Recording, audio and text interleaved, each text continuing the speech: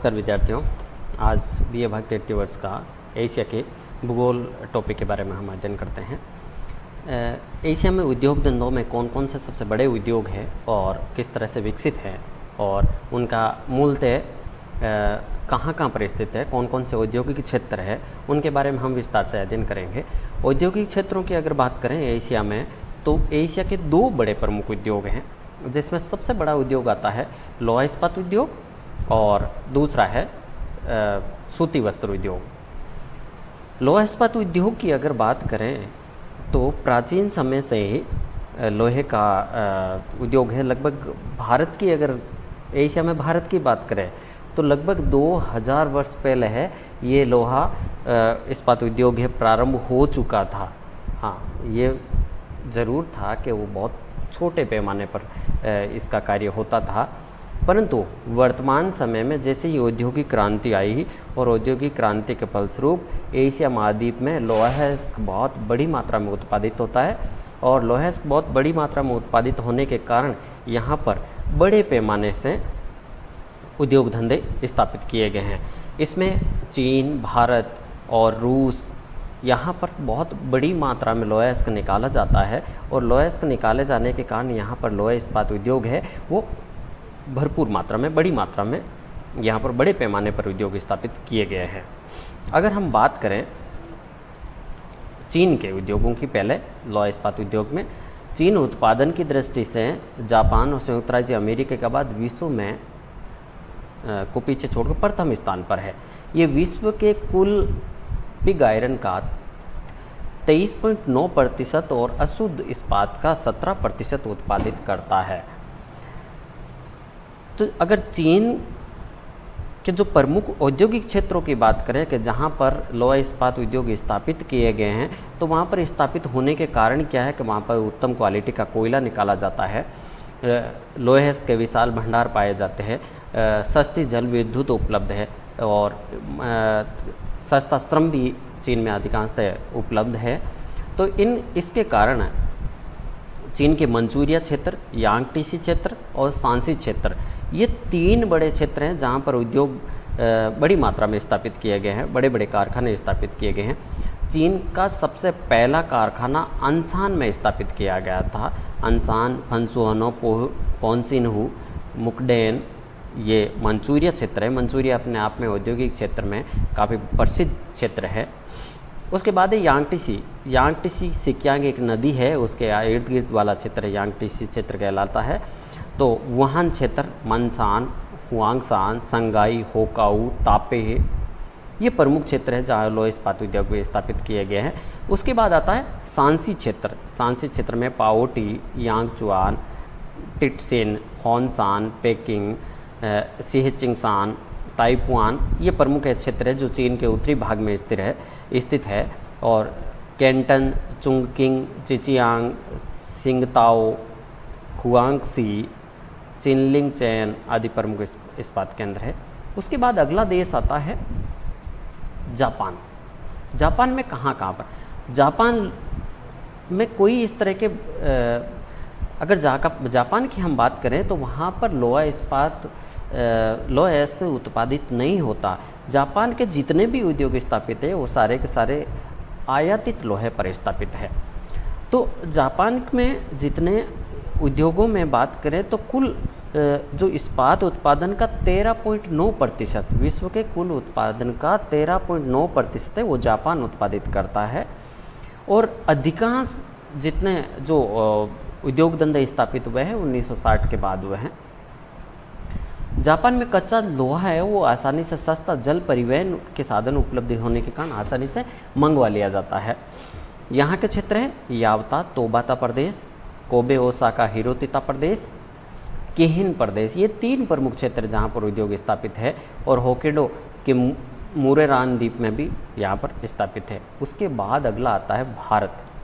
भारत में लोहा इस्पात उद्योगों में सबसे पहला कारखाना 1875 में कुल्टी पश्चिम बंगाल में लगाया था और वर्तमान में भारत उत्पादन में 10वां स्थान रखता है, जबकि एशिया में तीसरा स्थान है।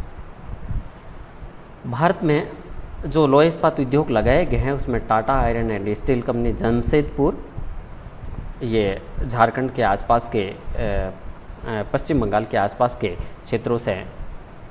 वहाँ पर लोहा इस्पात जो लोहा इस्पात उद्योग से संबंधित जो कच्चे माल है, लोहा अयस्क है, कोयला है, मैग्नीज है, चूना पत्थर है, डोलोमाइट आदि की आपूर्ति आसानी से होती है। Indian iron and steel company ये आसनसोल, कुल्टी, बरनपुर, यहाँ पर 3 प्रमुख कारखाने हैं।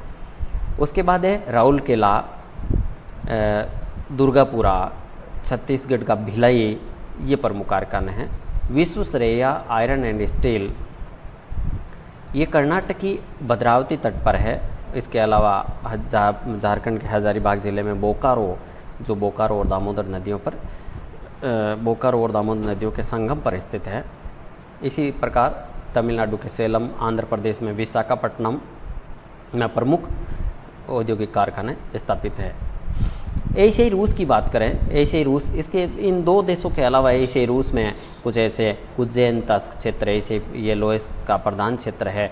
नोवोकुजेन्स्क लोहा इस्पात का प्रमुख केंद्र है, जहाँ पर आसानी से लोहा प्राप्त हो जाता है। कोयला आसपास के क्षेत्रों में उत्पादित होता है और जो ट्रांस साइबेरियन रेल मार्ग है वहाँ से औद्योगिक केंद्रों तक एक स्थान से दूसरे स्थान पर आसानी से पहुँचाया जा सकता है। उसके बाद आता है उत्तर कोरिया। उत्तर कोरिया में हवांगो उत्तर कोरिया का सबसे बड़ा लोहा इस्पात केंद्र है और वहाँ पर चोंगजिन और सांगनिन ये 2 अन्य प्रमुख केंद्र हैं। किमचेक आयरन वर्क्स ये उत्तरी कोरिया का सबसे बड़ा इस्पात कारखाना है, जब मुसान लोहे की खान से कच्चा माल प्राप्त होता है। दक्षिण कोरिया में पोहांग और कांगसी है, जहाँ पर प्रति वर्ष 20 लाख टन लोहा इस्पात उत्पादन होता है और यहाँ पर Pohang iron and steel company है, वो कारखाने स्थापित किए गए हैं। उसके बाद अगला आता है टर्की। टर्की औद्योगिक दृष्टि से बहुत पिछड़ा हुआ क्षेत्र है, क्योंकि वहाँ पर कच्चे माल की उपलब्धता बहुत कम है और कच्चे माल की उपलब्धता कम है तो वहाँ पर लोहा इस्पात के जो उद्योग है वो कम विकसित है। इसके कारण ये औद्योगिक रूप से पिछड़ा हुआ क्षेत्र है। ये तो थे लोहा इस्पात उद्योग। अगला आता है एशिया के सूती वस्त्र उद्योग। सूती वस्त्र उद्योगों की बात करें तो सबसे प्राचीनतम उद्योग है वो विश्व के यहीं पर स्थित हैं।